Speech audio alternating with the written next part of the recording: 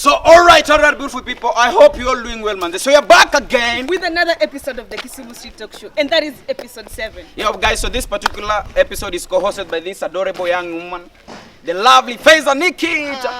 Alongside our super hype man, Tutskach. Yeah, Mr. Tutskach. So by the way, you look awesome today, you look amazing. Thank you. So by the way, guys, don't ever downgrade your dreams just to fit in your reality. And guys, you need some inspiration to push you to the edge of getting your success. So this is episode number 7, filmed by the one and only Bright Photography 254. At FayzahNiky, aka 001. Alright, so we will be having a chat with producer Crazymonkey at the Cluster Street Breeze Studio. So let's do this. Right? Crazymonkey.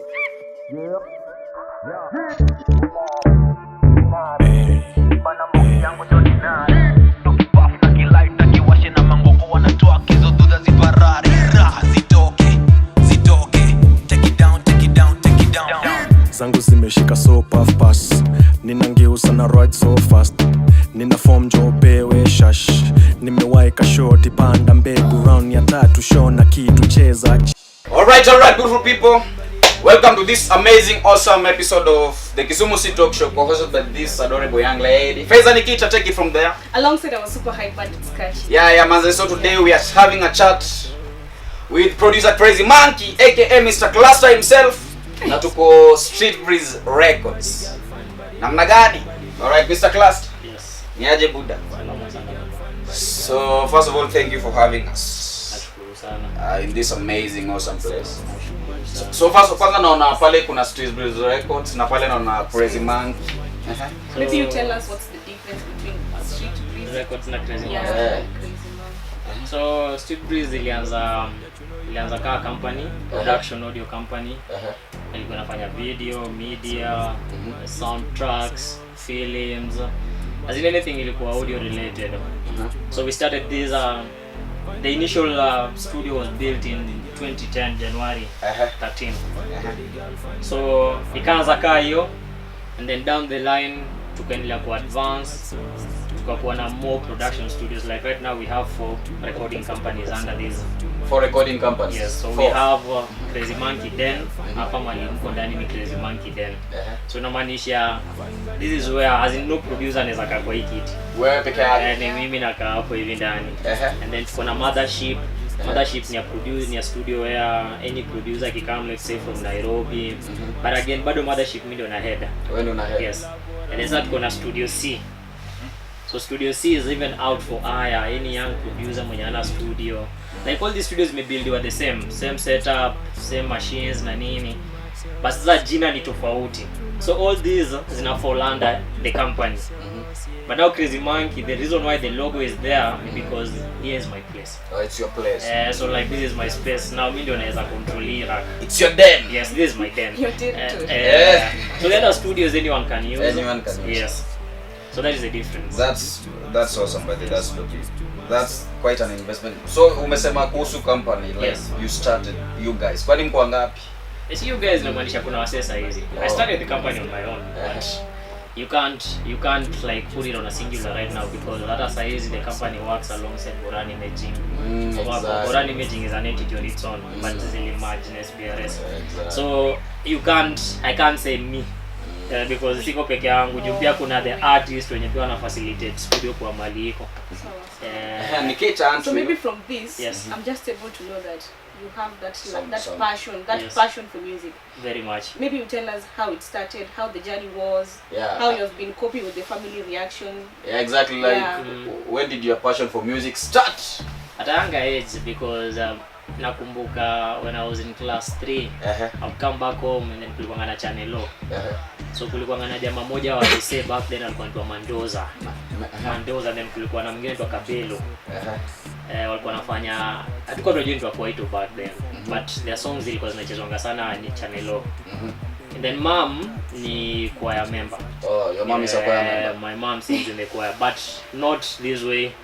So the closest relative that I have who is a singer, this guy anaitwa boy wa Jomen's Boys. Ula limangana African woman is a beautiful woman. Exactly. So that is my cousin. That is the closest person who came to singing in our house. So the next ni mimi. So I used to sing because I would come back from school and then nakimbia 4 lazima nione channel. So nilikuwa naona Mandeza kwa ngoma fulani kama ten. So that song like ili nimesingi up, like I love that song juu chini. So I wanted to just, you know, and then he had a very husky voice. They were used to describe Mandoza's style is hakuwa ananikalia msanii. Sauti yake ilikuwa mbaya. But ngoma yake ilikuwa kali, unaona. And people loved that. Kina kimtu kao la midday. Yes, they have very bad voices, but wasi wanapenda the vibe. So I also told myself, if this guy akona sauti kai anaimba, then after mimi naweza imba, unacheki. Yeah, mimi nani? Ukaanza kuimba At that time. So we started writing songs. Now my biggest motivation to me being an artist happened through humiliation. Now what happened when I was in class 6, kulikuwa na dem nilikuwa nimenoki sana, alikuwa anaitwa Shidorina. Na kulikuwa na ngoma fulani ilikuanga theme song ya Tausi. Na kama nikikushika na electricity. Exactly. Yes. So at that point, the fulani mwalimu alitoka Daron, nikaanza kuimba udem. So mwalimu walk in kana imba. So now the punishment I was to undergo in my whole primary life, I would sing this song in every public event. Ikiwa tumeenda sporti, lazima niwekwe nimbe kama nikikushika na electricity. Exactly. So mwalimu alikuwa anadhani anani humiliate. Alikuwa anaita Mr. Kolual, sasa. So yeye kwa kana anadhani anani humiliate, but deep down kumbe alikuwa na build something anakujenga. So I also, it got to a point I was very uncomfortable. The first time, anakumbuka kuna time huyo alikuwa anatoka Eldoret and then alikuwa anakam by road through hiyo barabara Kapenesa to town. So nikaekwa bana, wase wa Migosi, wase wa Zeragumbe, nikaekwa niimbe. So I was singing from the first student down the line to the last one. So hiyo ilikuwa shule gani? Kondele Primary. Kondele Primary. Asa hao ndio walikuwa moto julikuwa hapo Migosi. Yes. So I sang the first 3 months and nikamwambia mama pana. I was even supposed to transfer to Bayani because of that. I could not keep up. That was too bad.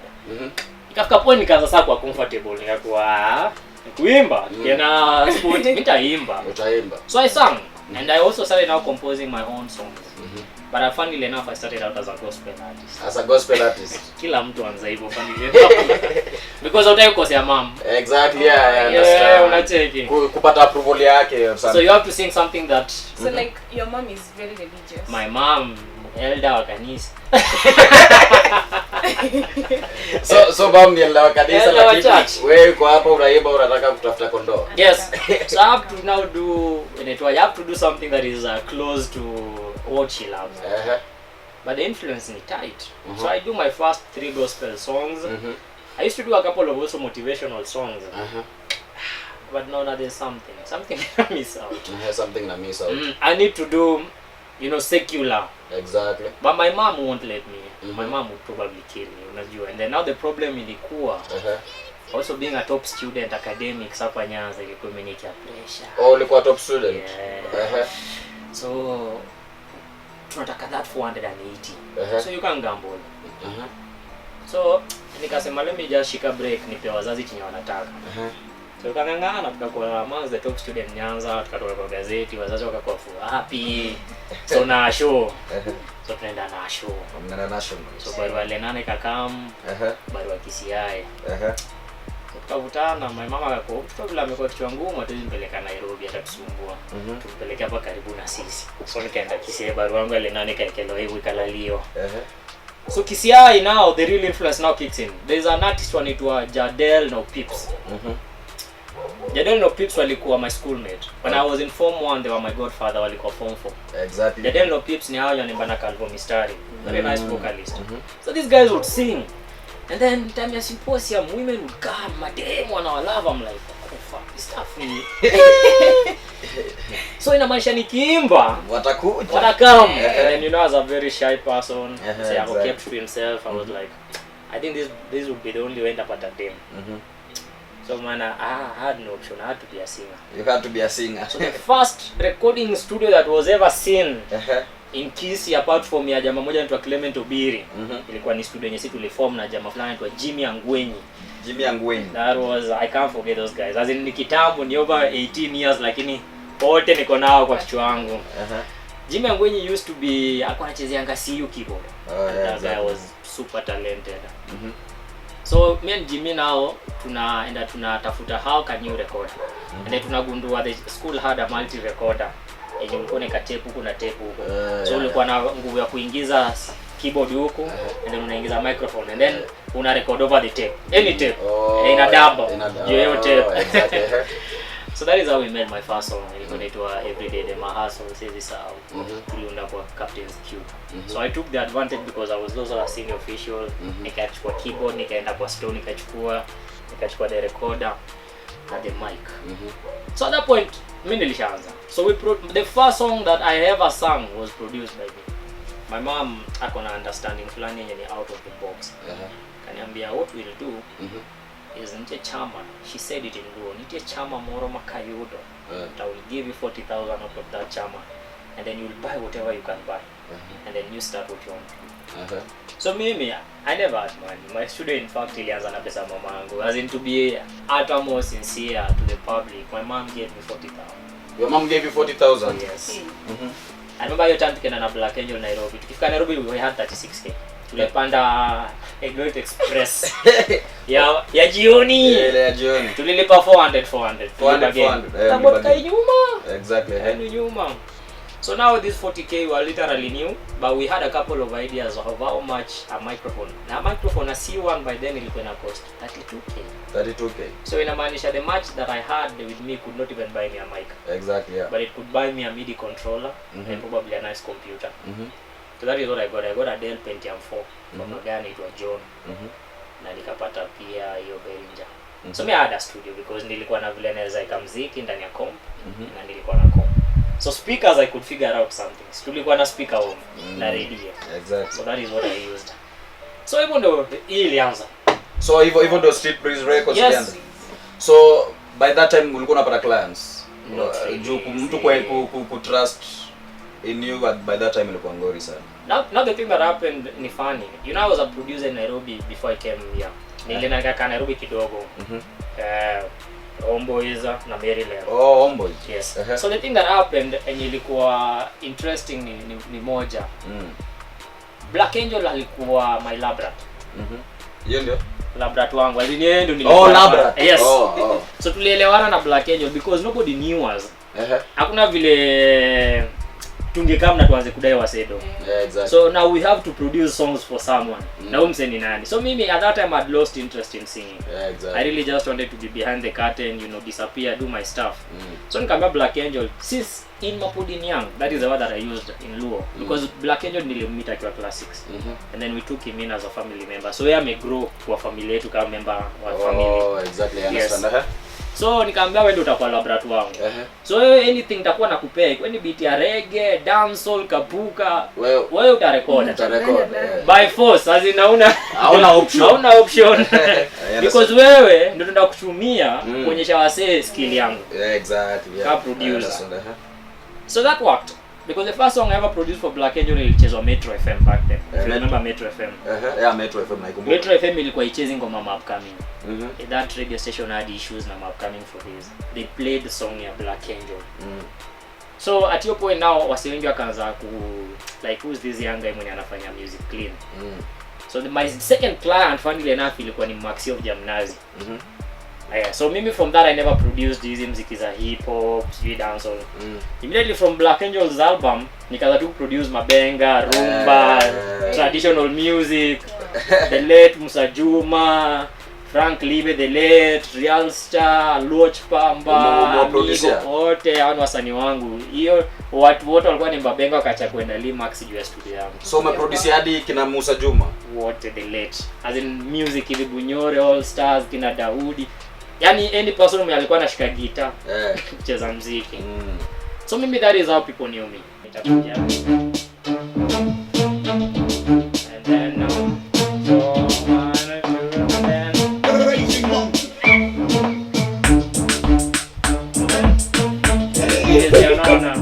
yeah, it's all about having fun, man. So everybody. The simple. Yeah, the simple. Sana. Kistivo. All right. So that is I spend my days. Yes. So umeproduce hadi kina Calligraph? Kitambo. Song gani? Podapek. Kina Kolo kitambo sana. Kolo Bazokizo, Kolo Mfalme. Kina Eriko Mondi. Hizo ma parody zao. I've worked na wase wote industry. I don't think kuna mzee ameni kina Christoph. Do you guys also manage artists? We do manage a couple of artists. The only thing we do hapa that is a bit different is we don't let our artists do stuff the way they think. Unajua wasanii majority of what we introduce in this region ilikuwa ni the business side. The business side. The talent side in Kisumu has never lacked. We've mentored every artist that has walked into this place, and that is why now you realize kuna a very big rise ya young artists besides Kisumu yanafanya vitu professional. Yeah, exactly. Saa hizi this never used to happen. Saa hizi msanii hata upcoming napata yuko kwa TV because we try. Boran mwenye specializes in branding. He takes his time na anaongea na wasanii day to day. Alright, so speaking of Boran, so like mnafanya kazi na Boran? Yes. Like the visual expert? Yes. So Boran is like our visual manager. Exactly. Sisi we produce the song. So for him, if let's say I'm making a song for Tutsi and Nikita, Boran has to be here. Yeah, exactly. So that I visualize the whole process from chini. Because a song minus a video is a dead song. Yeah, exactly. So the video is what brings the song to life. Mtu anaangalia anasema ile mtu alikuwa na money. Anamaanisha. Yes. So the beauty of it all ni once the whole team knows what they are up to. I'm not a product of who I am right now. I'm a product of experiences more. Exactly. Unaniget, as in I never used to be gentle to artists back then. That I can attest. Probably 3-5 artists hapo kwenye wananichukia. For me, my argument and my belief when I started being a producer was, as an artist you do your part, and as a producer let me do my part. Unaniget? So we meet at the center. That was how I began producing music. Did that work? Yes. Did it not work? Yes. Because most young artists ni wasiwa delicate. Mse amehustle labda 10k yake mahali. Akikuja kwa timu waze kumpeleka mbio, hamtaelewana. Unaget? But for an artist ka Kali ni mse ana respect time. Anajua nikina kwa Crazymonkey at 8, by probably 8:30 I should be done. Because that is how Kali works. Because he's been there, done that, ashafukuzwa ma studio na nini. Exactly. So what I did is at a certain point now I understood who am I working with. When I'm working na a young artist, I have to be so much gentle. Nikiwa na msanii established na bakile professionalism because wewe usha record ngoma batao, you know. Yeah, speaking of sorry, young artists who come. So there's this like kuna msee aliniambia alisema na host Crazymonkey akaniuliza. Alisema alikukall kubook session ukasema alipe kwanza 2k deposit ndio muongee. They have to pay. Now the reason they have to pay the 2k in a day to day basis na kwa an engagement ya. Let me tell you what is funny. This same artist who complain, ndio msaki enda OC, ambiwe kuona doku utalipa 5k, they pay. What makes my profession different from other artists' profession? Unanielewa? So the only time I need to know I have Toots time is when Toots commit that on Monday. Nitakuwa. Now if you come, you've already paid the 2k. Ukitaka kuongea the whole day, ndasikia. Because you paid for your time. So for a basic track like una charge how much? Size rates zinaanzia from 10k to minimum ni 8 tukienda sana chini and then maximum nishaifanya mpaka job ya mita hizi kudanganya production ya audio tu nishafanya production audio ya mita ya Shujaa as in exactly plans wako different you can't do soundtracks at 10,000 because I need to go to the field, you know, capture the audio but for audio music production depending on the request ya msanii the starting cost hapa ni 10 Gs. 10 Gs unaona the most funniest thing ni kuna quote moja usema kwa Bible knock and the door shall be open. Your input is equivalent to your output. Exactly. If you pay kwa studio 5k na ngoma yake toke mbao usiwahi blame say wote. Yeah, exactly. Usiwahi blame say wote because whatever you paid for is what you are given back. So the current rate when I'm working with clients in Nairobi, the minimum that I'm paid is 22,000. 22,000. Yes, but I understand Nairobi is a different market from Kisumu. Yeah, from Kisumu, yeah. Unaona, probably hapa Cape Town nikiomba mse 22k, hiyo ndio mshahara. Nikana mwibia. Unaona, hiyo ni wizi. Crazymonkey. Crazymonkey bwana, listen. In fact, you all know lady ya big mjulumbeng. In fact, Chanuka, ulikuwa na work now as a team mama ilikuwa tu wewe kazi yao ni kurecord. Kazi yangu ilikuwa kurecord. Ilikuwa tu kurecord. Chanuka ilikuwa concept yangu na Wiki Please. Ilikuwa concept yako na Wiki Please. Tulitengeneza hapo hivi. So when I saw that interview, I almost busted. Nilikuwa na laugh because majority of the things also you need honest people, unajua. Sema kitu vile iko. Because in show. Honesty is critical sana. Ukidanganya jua kuna mtu mwenye mlikuwa naye mwenye hapo na ukweli, unajua. Exactly. So I'll say this outermost true upright. Whatever Chris alikwambia vitu mob. Mwangalie ndo yule. Chris vitu mob ulisema jua chanuka zilikuwa uongo. Chris alikuwa inclusion yetu. Alikuwa inclusion yetu. yetu. So yeye hizi elewa chanuka kutushinda mimi na Wiki Please. The only two people who are in a position to explain chanuka ni Wiki Please na Crazymonkey. Na Crazymonkey, Yes. Wase wengine wote wanasikia tu story. Hata wao walikuwa ndani kina Walan Black, kina nani, they don't know. Hata wajui mbona chanuka ili stop kumanage wasanii. Sasa tuambie mbona stop kumanage wasanii na chanuka. The thing that happened when we started chanuka, initially I've always had the passion ya kumanage wasanii sana. There's a way I always wanted to do it, and Wiki happened to be a very good friend of mine. Wiki Please ni msemi yangu mwenye amegrow look up to me. Mimi kwanza unajua zile za Monkey, mimi nilikuwa ngaselebwa mtana Wiki alikuwa anatoka mtaa yangu sema. So now Wiki Please alikuwa ananifanyanga videos za stu. Yes. So now I told Wiki tulikuwa tumefanya videos mob sana. Na Wiki alikuwa amerana management fulani time fulani ilikuwa inaitwa Vamico. Alikuwa amemanage yake na MCLM. So Wiki Please used to be very frequent here. Kila time. So my argument was number one, Wiki Please needed an office. A proper office. Exactly. Mahali ya clients wanaenda wakae. So that is my first argument yenye nilianza na Wiki Please. You need an office, bro. So the whole idea was we get a two-bedroom house, tubadilishe 2 rooms zinaitwaje green screen na white screen, and then ako in office yake. At that point, what was happening why we came up na hiyo, we done a song for a certain young artist going to Vanet. Vanet alikuwa ameapproachwa na mama yake, mama Vanet ndiye approach the team kina Wiki Please na mimi. And then new time, luckily enough, we were also called in Nairobi for a certain video shoot, OST. So on our way nikamwambia Wiki Please, Mungu ameanza kufungua. This is the top we are having. So kama Mungu ameanza kufungua, then we also need to structure ourselves in a way that a client anaweza to trust na 100,000 yake.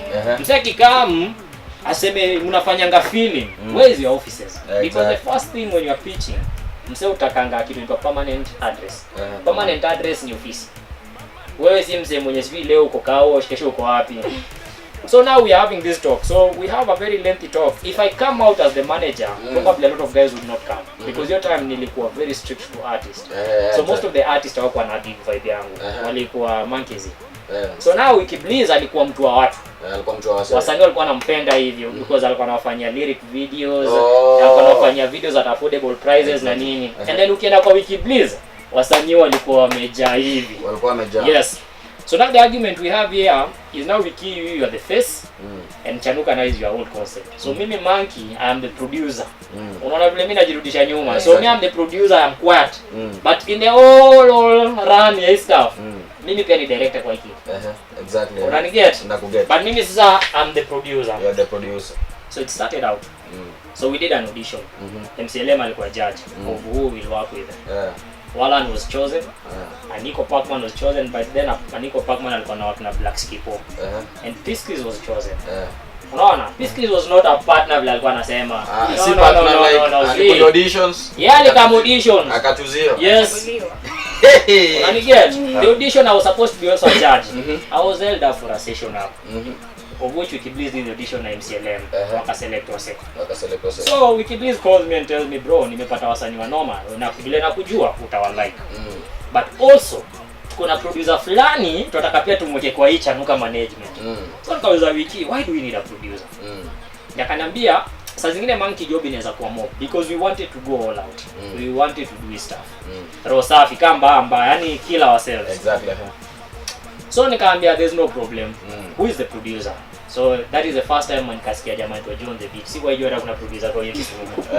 So John the Beat came. So we produced the first song. The first song ilikuwa ni concept yenye kina Walan Black walikuwa nayo kwa used to be John the Beat. So me Wiki Please calls me and tells me, Monkey ni aje. Walishaanza fanyia ngoma but I would want us to redo. So mimi John the Beat anakam kwa session kama nani, kama assistant wangu. Kama assistant wako. But I asked Wiki Please on phone. Uko sure jamaa hata wako studio yangu? Studio yangu anga bit tricky. Producer kuna ni studio. Wiki Please goes ahead and says, Monkey, he will. So if the guy comes, we have the session. It's tough for him, so I understand. So I take over the process, makes the ringo. So hapa ndio mali shida zetu zinaanzia. Somebody needed to clear this stuff out. Unajua finally. So huyu jamaa anaenda kuja na claim is the one who made the beat. Ilali kuna mpaka video session kama amekaa. Kama ameshindwa kufanya lolote. So he's claiming the track ni yake tulimuibia. We are like, yes, John something. You're on the beat. So kila mtu ako zile za huyu jamaa anasema nini?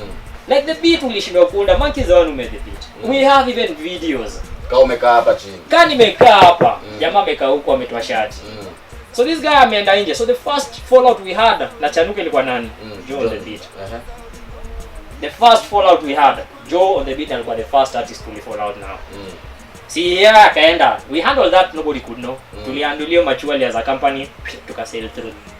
So it's no longer part of Chanuka. So mimi naambia Wiki please, if we rely on them, tutakwama. So chenye nafanya because me I have a lot of time kwa mkono yangu and I'm always as niko creative design muunda hii beat.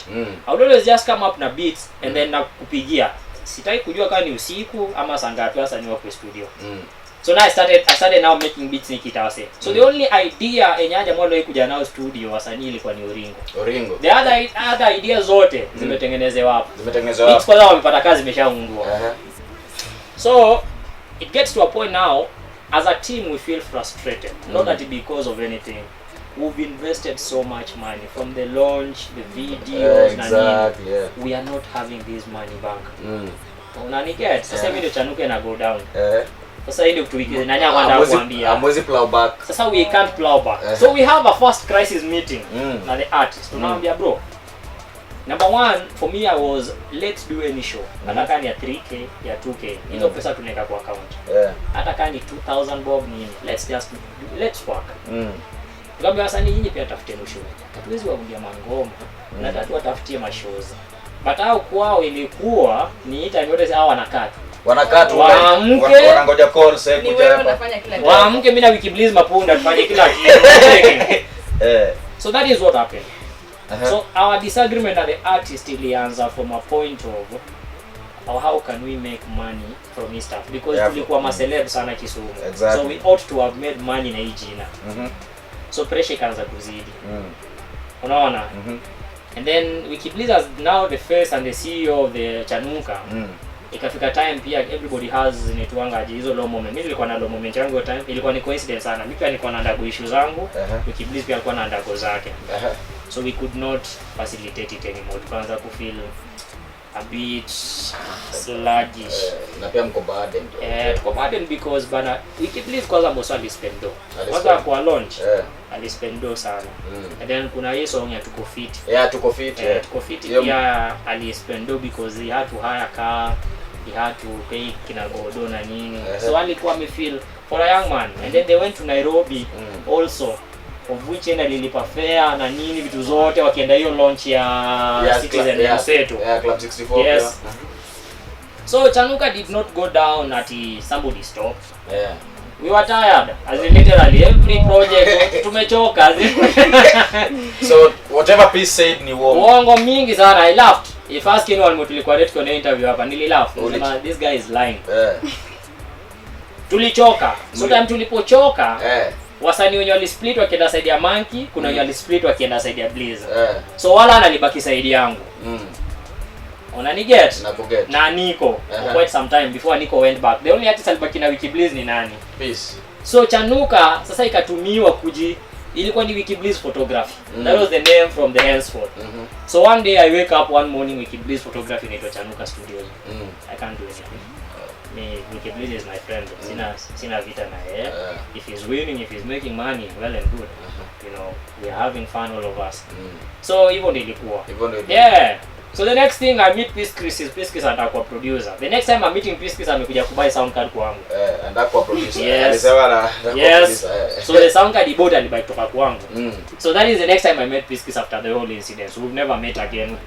Yeah, exactly. So FayzahNiky like sasa from your story ya Chanuka na your depression yote umeenda huko. At what point of life uli realize we make a turning point?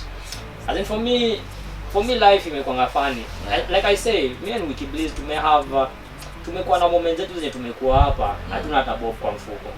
Hapa kwa hiki kiti tumekaa hapa. There's a time even I remember Wiki Bliss came up. I had not even eaten for a week.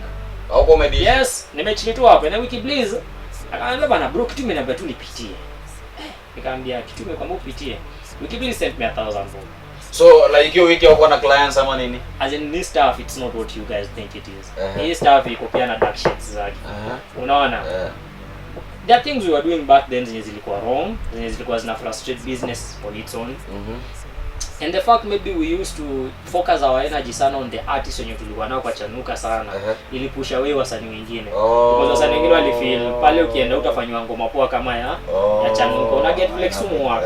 So hiyo point then inamaanisha I'm working with Chanuka artists, we don't have money. You don't inatoka kwa mfuko yetu. So the artists we wanafaa walete do our feel safe na sisi. Una get vile kitu ilikuwa inatupiga. So there are times tulikuwa njaa. A lot of times I remember even there's a time again I met Wiki Bliss chini ya flyover hapo. Bliss akaniambia bana bro, we are already ngege more raporoni in Marach. Yes. Hiyo kidogo yenye tulikuwa nayo saa zingine mimi nikiwa nao na mtumanishia. Mimi na make sure amefanya kazi ya wasanii wangu so that I know he has money. If he comes does a video for 15,000 then I know my bro ameunda do. Unaona? Exactly. Yes, so that is how we worked. Tulikuwa like we needed each other sana at that time. Maybe Wiki Bliss is not my age mate. He's a very young guy compared to me sana. But me learn coexist na mtu according to vile tunajengana. Exactly. If we ni mutual then me pia naenda na wewe the same way. So Wiki Bliss alikuwa ule msemo mwenye angekam ajue Monkey hayuko sana. Like yeye alikuwa namteka hata minute angejua tu bro say chama dear. Wakachimo bro. Ana organize. Yeah, very fast. Sasa zingine alikuwa anakaa mbeba masoda na nini. We just have a moment hapa tukisikiza mabeats. Because zile za like wani beat tunafaa tupe na nini na nini. So that is the relationship made with Bliss had. And that is why even when Chanuka ilienda chini, we could not fight. Yeah, I'll make sure Chris sees this so that you can see where he yes. So the only people who were in a position to discuss Chanuka ni watu wawili. Ilikuwa ni Wiki Bliss ama Crazymonkey. So direct message to Peace Chris. As in kamera yako ndo ile. Bro, saa zingine tu vitu zingine waachie tu wenyewe waongelele.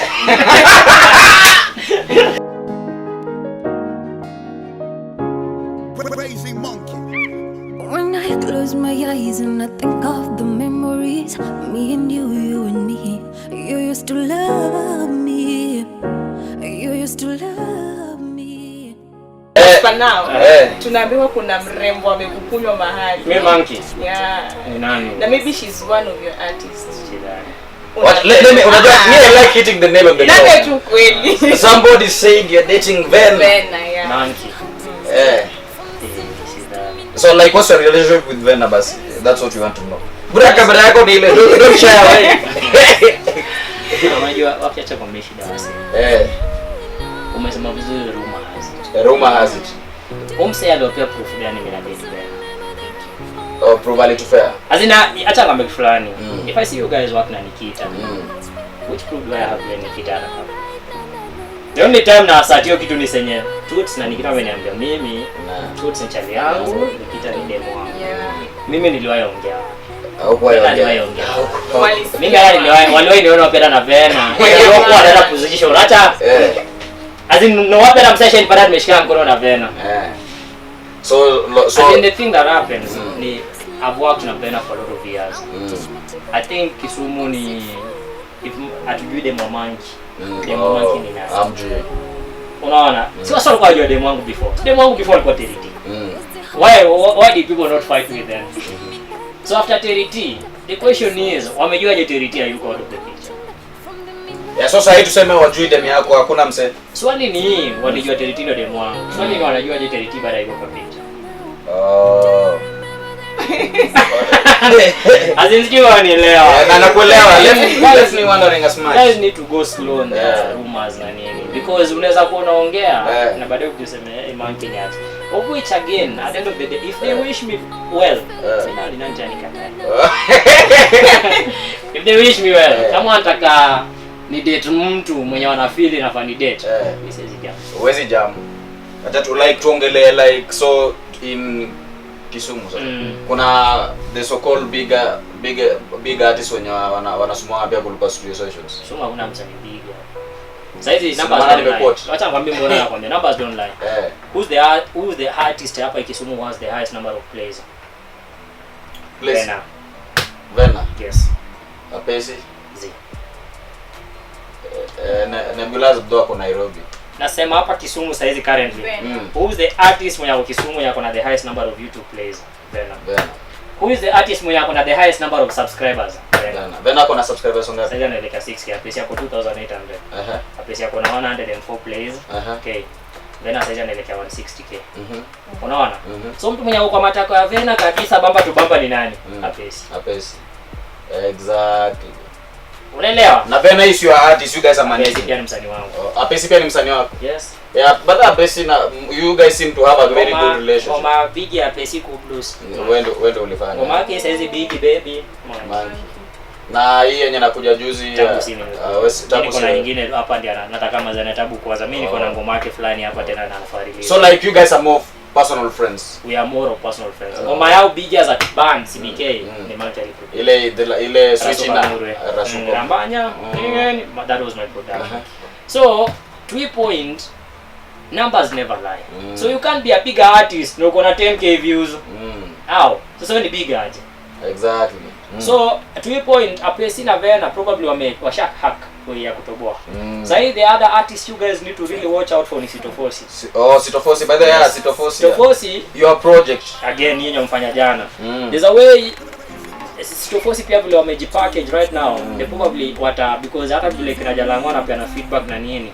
Tayari wameshaanza ku na hata hao pia tuliwaambia mtakaa wazimba kana namba zenu zionyeshe. So mkiwa na 200k nyinyi ndio wanoma. Yeah, I have them on track by yes. Unaona. Super talented young. So issues na feelings ni every creative mwenye kwetu ni is emotional. Damn deal.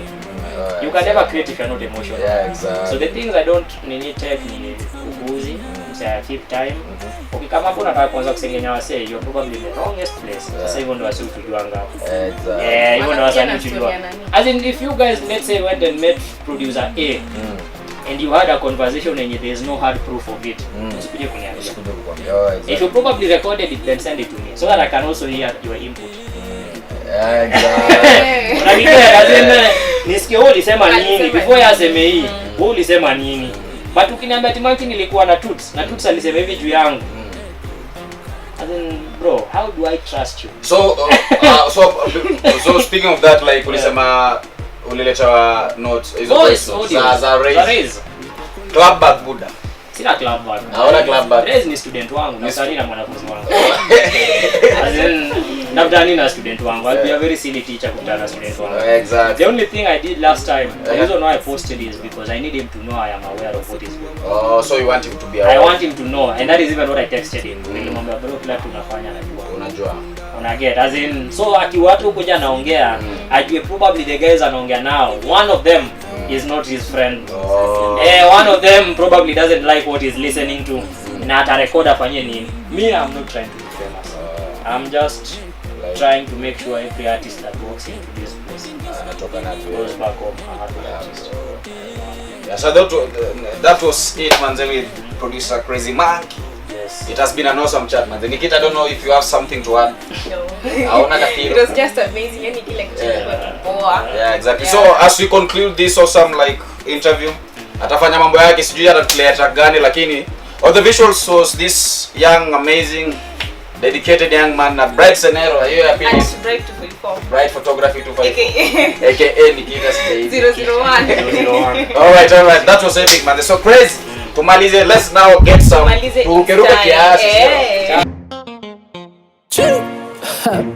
Sitofosi classic ya mamao.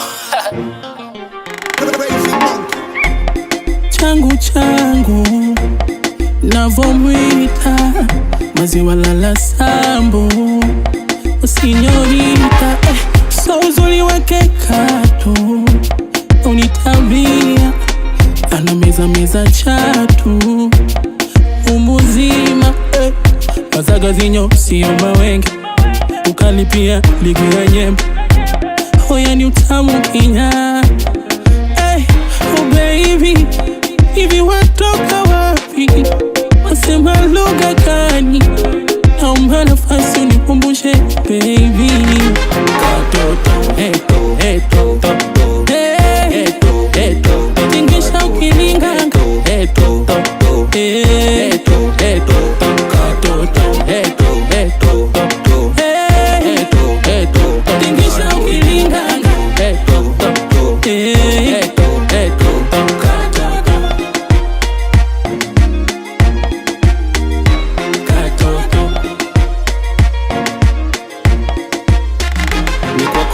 kudata kamata mulize basata na mahaba imeganda kabaka Luganda mutesa umewashinda vipusa uwe manali